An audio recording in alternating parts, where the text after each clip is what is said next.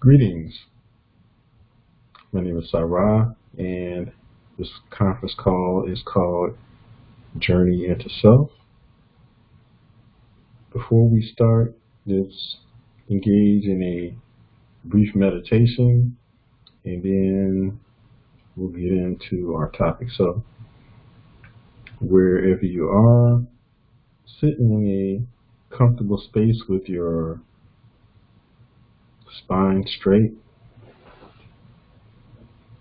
Relax your body. Close your eyes. Focus your attention at the third eye point between your eyebrows. Maintain your focus there. Allow your body to completely relax and maintain your spine straight.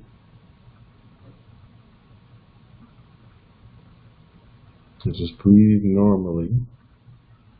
But as you breathe, experience the breath going in the third eye point as you inhale and going out the third eye point as you exhale.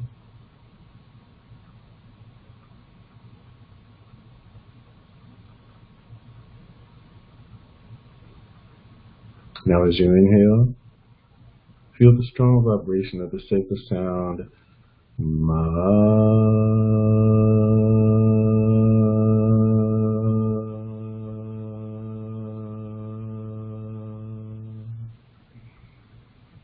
And as you exhale, feel the strong vibration of the sacred sound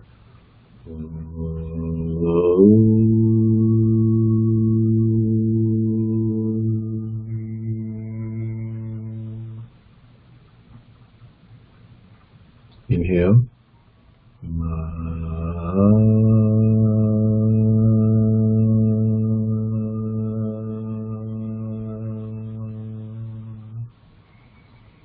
Exhale.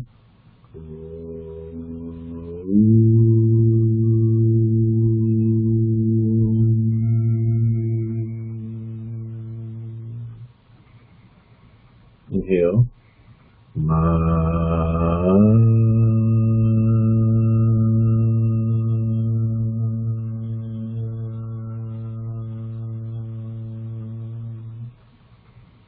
And exhale.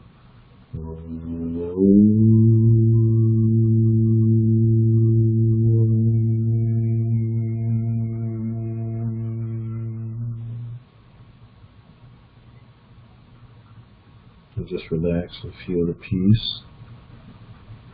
Feel as the sacred vibrations reverberate throughout your body. Just relax.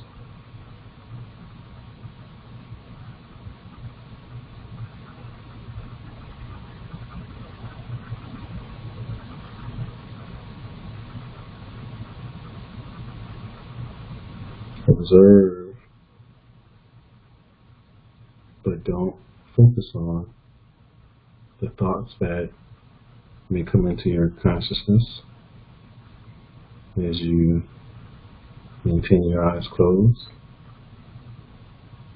Just detach and allow them to go. Don't try to interpret them. Don't give any meaning to them. Don't give any energy to them. But the energy that we give attracts it. Know that the thoughts do not belong to you until you choose them.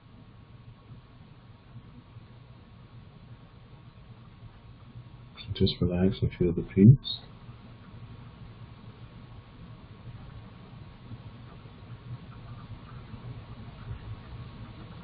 Okay, let's slowly come back.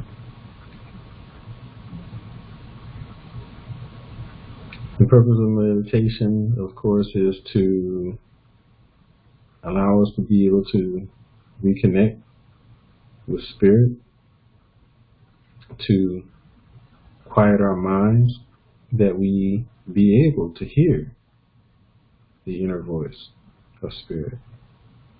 The inner voice is always talking to us, advising us, guiding us, always.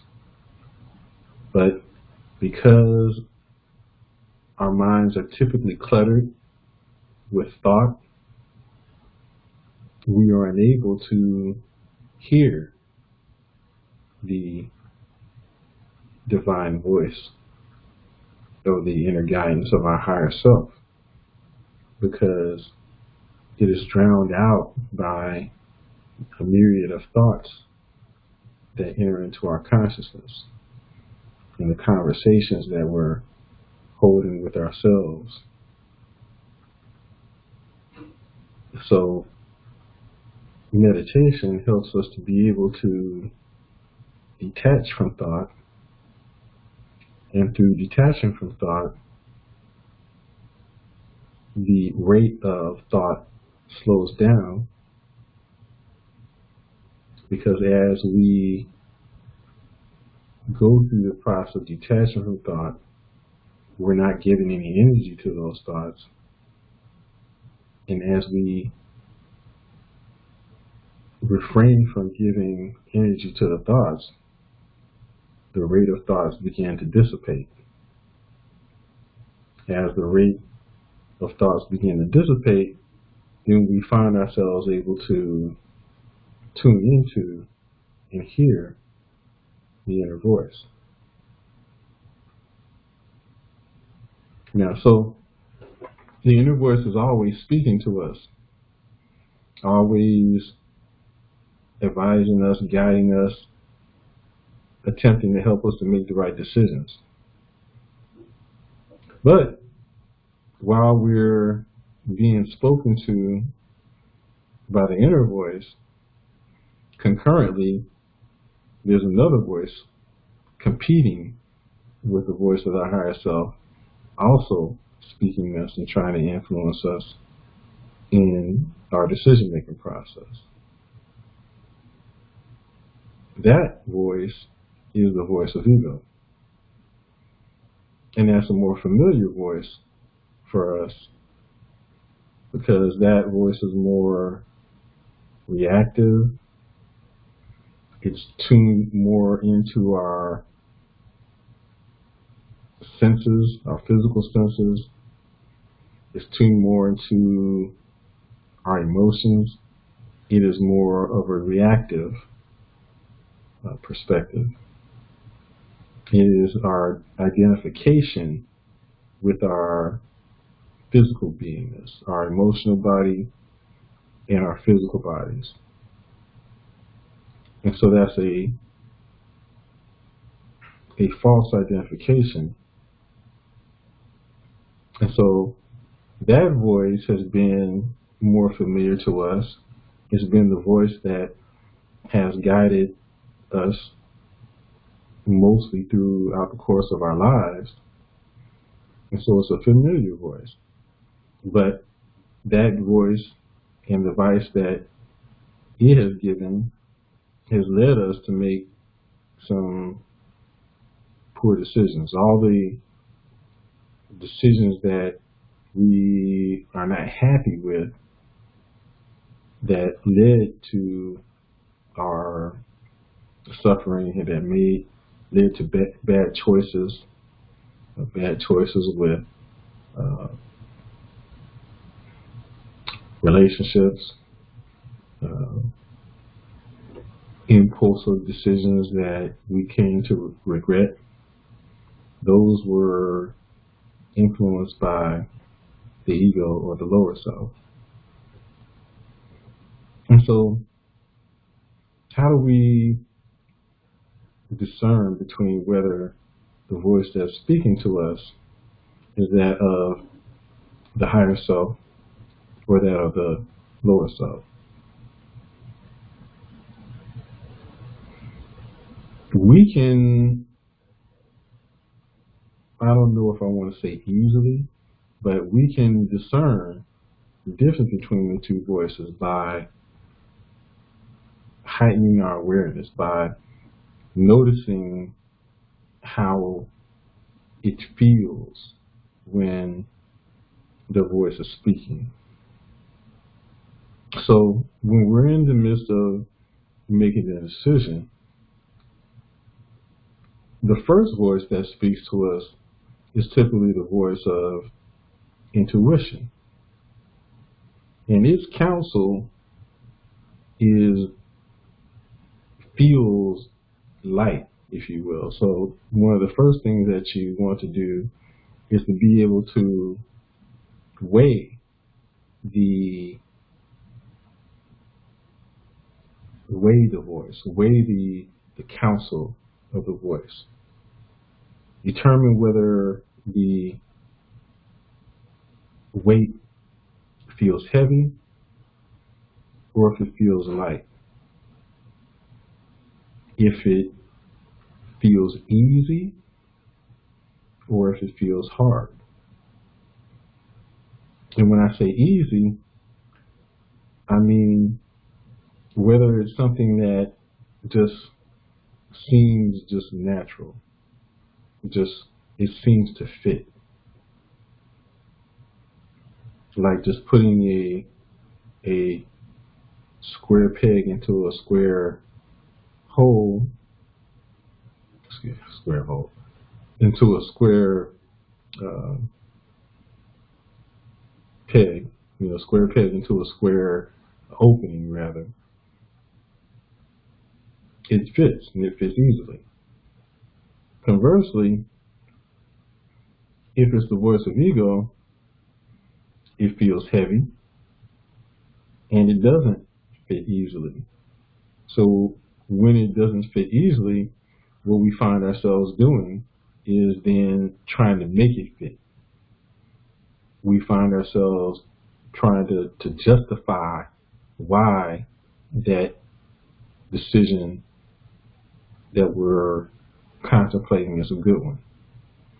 Okay, so the voice of the higher self, if it's something that we want to do,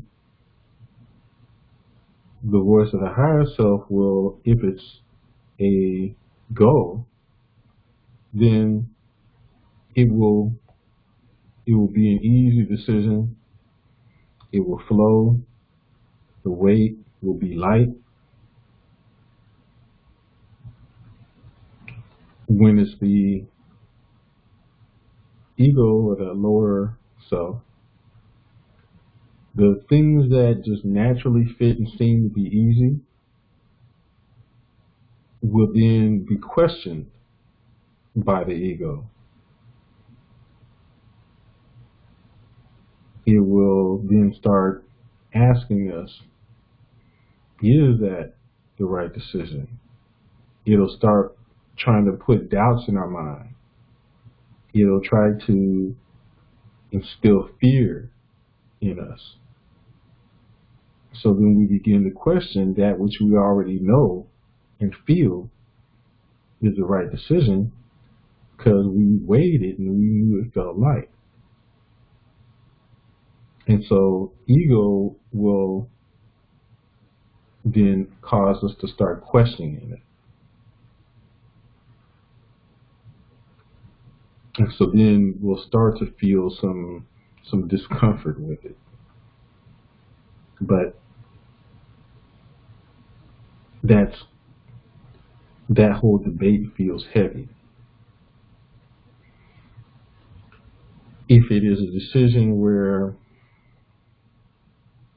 we're being warned about taking a certain action, the intuition will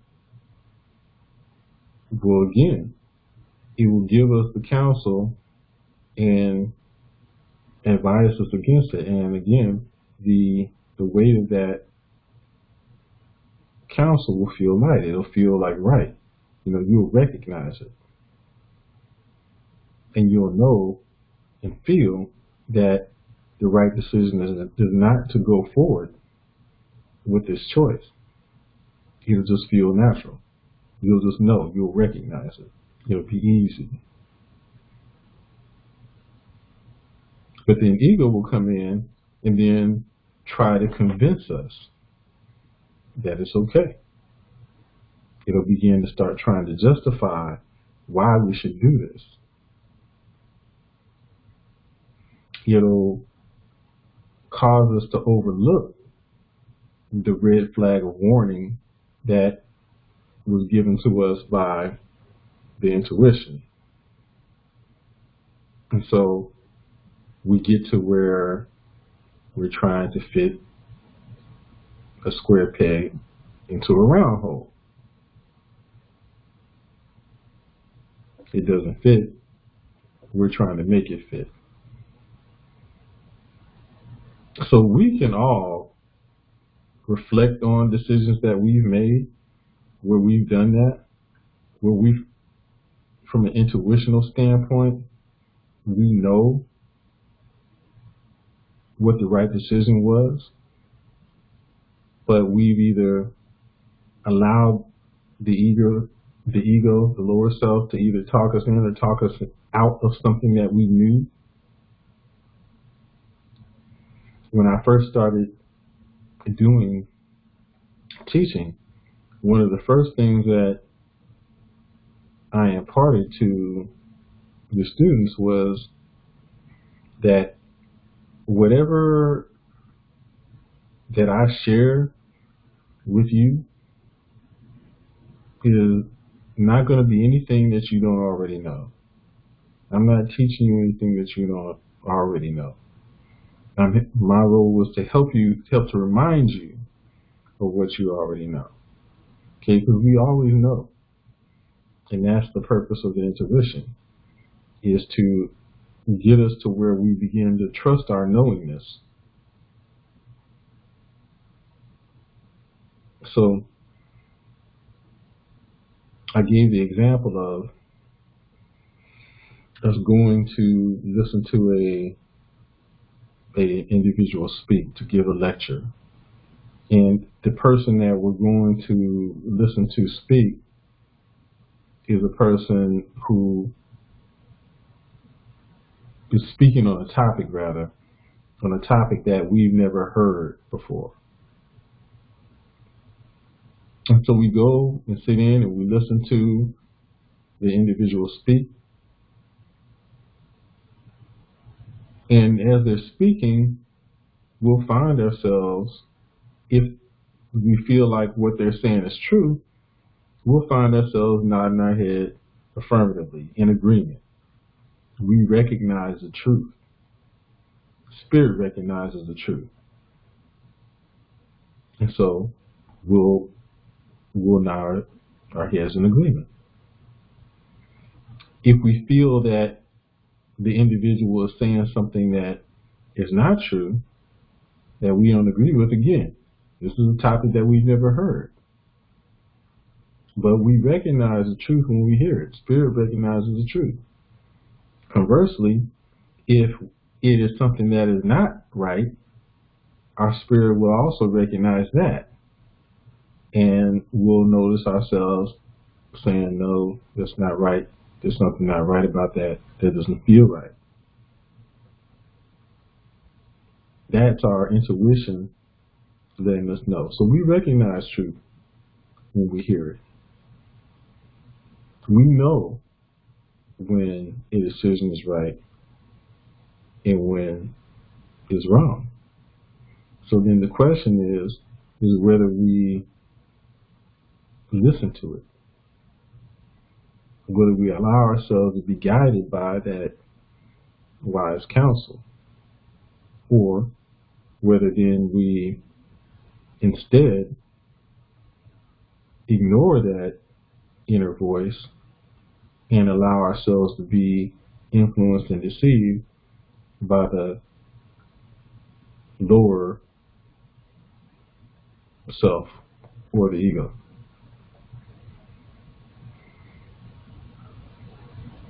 So it is then upon us to be in observation of ourselves, to pay attention, to quiet our minds, and quieting our minds and being in awareness, being present is a very important thing for us. I often talk about how the biblical scripture that says, be in the world, but not of it, really speaks to being in observation of ourselves, to maintain a perspective of observing ourselves while we experience life, observing ourselves from a higher perspective, so that we are not so absorbed in the circumstances that we lose sight of who it is that we really are. We lose sight of the fact that we're spirit. We lose sight of the fact that we are limitless beings. And from that lower perspective, then we find ourselves limited and constrained because we're identifying with the limitations of the physical realm, the limitations of the circumstances. And these are false limitations, because we know that the physical realm is but temporary and always subject to change. So what happens to us often is that we lose perspective because we're just so caught up in the circumstances. It's like that saying that goes, you can't see the forest through the trees. Because we get so absorbed in the circumstances, we get caught up emotionally. We begin to perceive that which we're experiencing is our reality. We begin to interpret as if it was permanent. And so it becomes more difficult for us to be able to see our way out. And so then we end up getting absorbed in emotion. When we get absorbed in emotion that is driven by what we've allowed ourselves to begin thinking, we begin to get overwhelmed by thoughts, typically which are negative, if we're not aware. And then we'll find ourselves overwhelmed, sad, depressed, angry, frustrated. And what's important is that if ever we allow any of those negative emotions or negative thoughts rather first, negative thoughts to enter into our consciousness, then it becomes like an avalanche of negative thoughts that build upon themselves. And then, next thing you know, it has affected us emotionally. And so then that's when we get caught up. That's when we lose perspective. So, taking ourselves back, why do we start the discussion with meditation? Because meditation, we detach from thought. And we still our minds. We take in a deep, calming breath. We calm ourselves by taking a deep breath, because the process of taking a deep breath slows the rate of thinking. And so just think about, those times when we start getting overwhelmed by negative emotions, when we start getting angry or frustrated, upset. If we pay attention to our physiology at that time, we'll notice that when we're anxious, when we're stressed, when we're angry, our rate of breath gets short.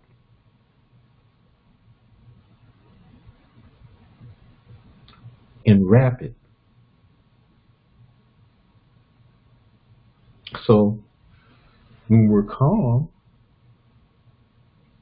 we're breathing slow and deep. And so we can change the state of our emotion just by noticing our physiology at the time and then stopping and taking a deep breath, which slows our rate of thought and calms us. And through slowing the rate of thought, that brings us back into connection with spirit. And so that's part of what we do when we're meditating. That's why we meditate. It's because meditating is doing two things. It's changing our physiology because we're breathing slowly and deliberately. We're focusing on our breath. And so by focusing on our breath, we're not focusing on the thoughts that are floating through the ether, streaming through our consciousness. We're focusing on the breath. By not focusing or giving any energy to the thoughts, we're detaching from the thought.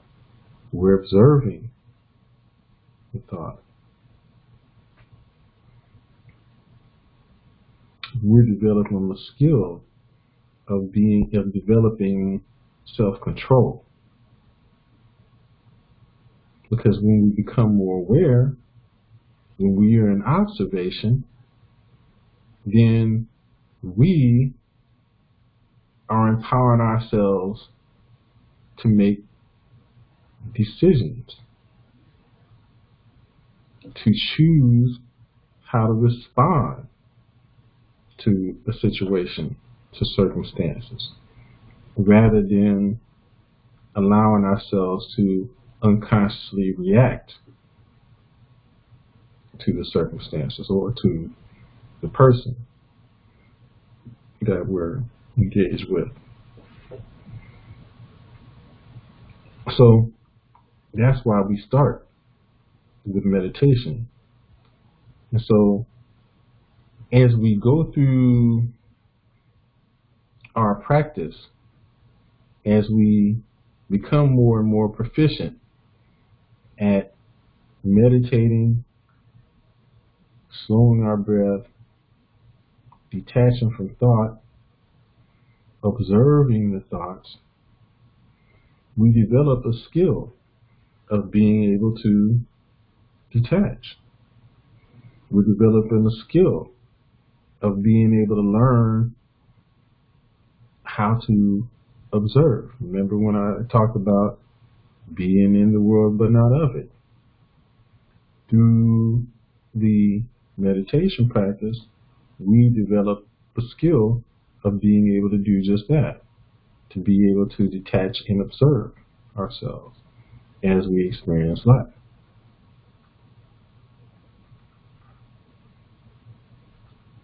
By being able to detach and observe, it helps us to be more present. So I think it was maybe a day or two ago, I posted about being present and how it is that most of us are not present. We're either mired in the past, reliving the past, thinking about the past, trying to avoid the past, and by inordinately focusing on the past, we're creating the past. We're bringing it back because whatever we focus on manifests itself.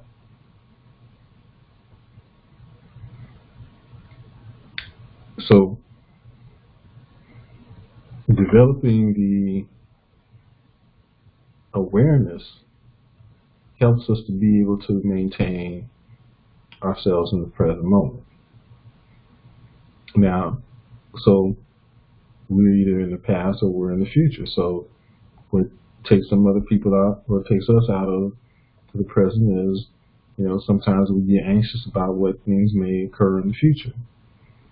Okay. And so, again, either focusing on the past or being anxious about the future, we're unable to be in appreciation or to fully experience the present moment, because the present moment ends up getting clouded. Our perspective on the present moment ends up being clouded by our inordinate focus on the past or the future. More often than not, it's about us projecting the past into the future, which causes us the anxiety and takes us out of being in the moment. Okay, and so being in regular practice of meditation benefits us in helping us to also be fully present in the moment. And when we're fully present in the moment, we're not in a state of reaction. We are in a state of where we are responding. We're choosing how we wish to respond to a situation. We're not only choosing how we wish to respond to it, we're choosing our emotions. We're choosing our emotional response to the situation. Which emotion is most appropriate to the current circumstances that I'm in? So we're choosing the emotions like we're choosing clothes. As my teacher, my guru Amma, teaches us that we should learn to be able to choose our emotions in the same way that we choose clothes. We choose our clothes based upon what the weather is on that particular day. If it's cold outside, we'll wear heavier clothes. We'll wear a sweater. We'll get a coat. We'll get some gloves, because that's the appropriate attire for that type of weather. If it's hot, we'll wear lighter clothes. We may choose to wear shorts, sandals, things that we wouldn't wear when it was cold. And so what we choose is appropriate for the circumstances. In the same way, we can do that with our choice of emotions. We instead have been allowing the emotions to choose us, and often we allow the emotions to control us. So I correlate that to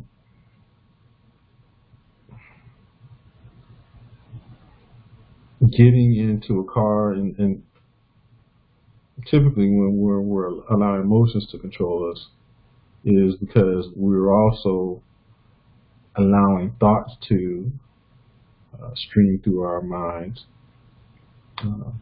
unfettered. We're not detaching from thoughts. We're allowing, and we're not censoring our thoughts. We're allowing thoughts to just come in to our consciousness, and we're focusing on the negative ones. And so we then end up being influenced by them emotionally. So if we're allowing the thoughts and emotions to control us, my comparison is to getting into a car, turning the key in the ignition, putting your foot on the gas, but not grabbing the wheel.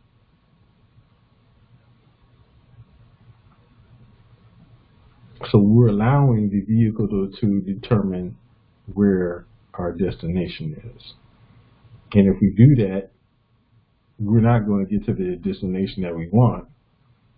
We will more than likely end up somewhere where we don't want to be. So being in control of the thoughts and being in control of our emotions is akin to us taking the wheel. We're in control. We're deciding on which thoughts that we want to stream into our consciousness. We're determining what our emotional state is. And by us determining both of those things, then we are in control of the creative process. We're in control of what we create in our lives because we are creating based upon what we are allowing our minds to focus on and based upon the emotional state that we are maintaining.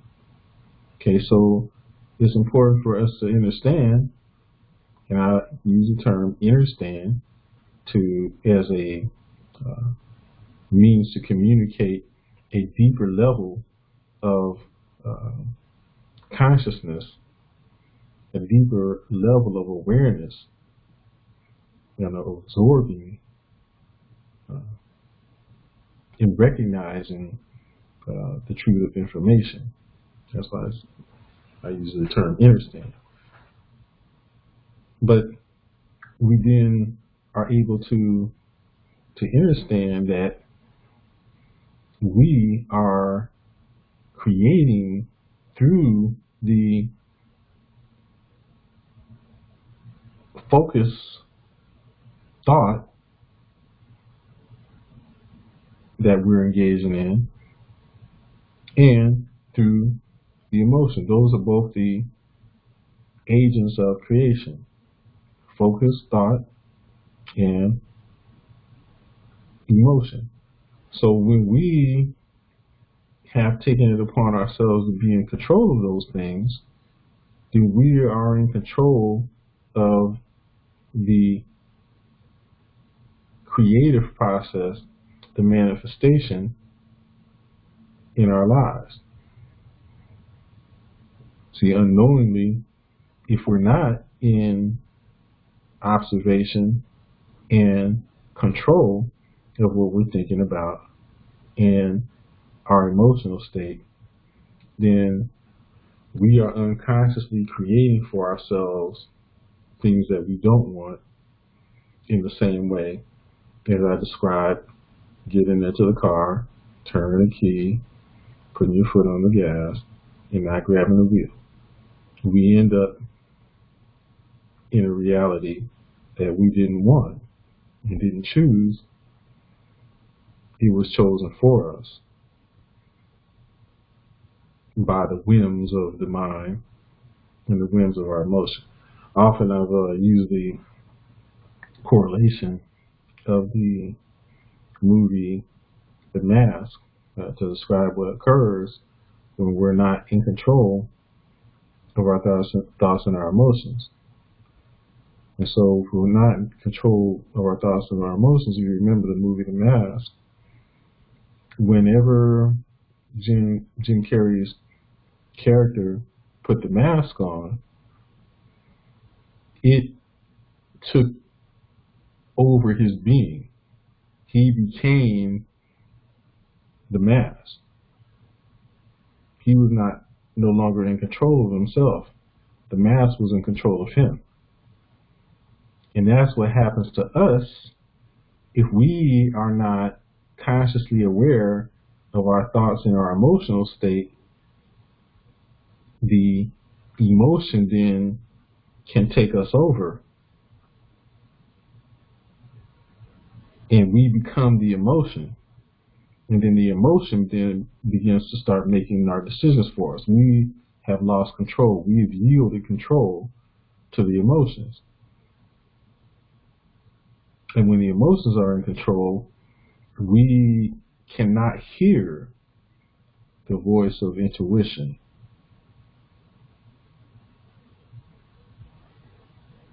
So we end up in a ditch. We end up making bad, irrational decisions that, if we could hear, our intuition would be leading us away from. But the emotions and us being overwhelmed by thought has drowned out the voice of the higher self, the voice of spirit.